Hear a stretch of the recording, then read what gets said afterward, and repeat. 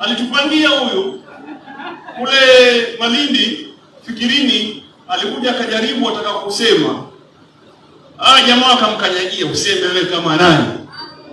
Kaa chini kijana. Kaa chini, ngojeni. Akatoka bomba mbio mpaka university. Na kwa sababu alikuwa kiongozi ya wanafunzi, akawatoa nje pale, wakaja.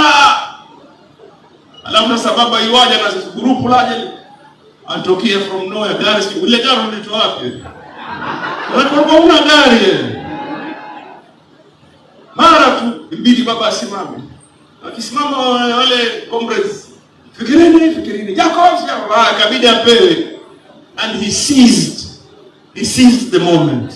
Comrades, the magic of human achievement gives an irrefutable proof that as soon as the nationalism of any country is awakened among the youth, it becomes the vanguard against impunity. Comrades, power!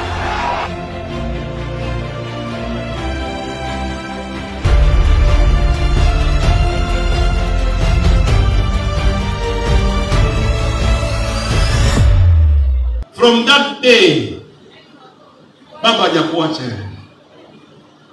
And I'll tell you something, Jacobs Fikirini.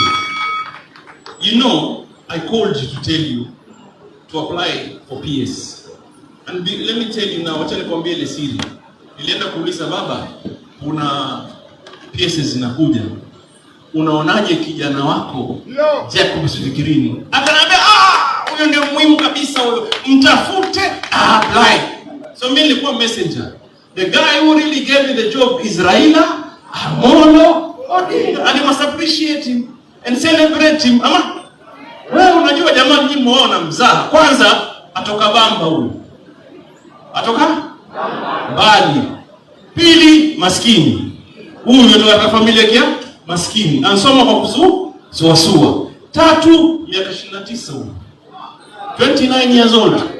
Wewe imagine una hope gani wewe miaka 29, mtu atoka mashinani, mfuko ndio huo, umtegemea Mung'aro na kazi yake, then all of a sudden you are made a principal secretary.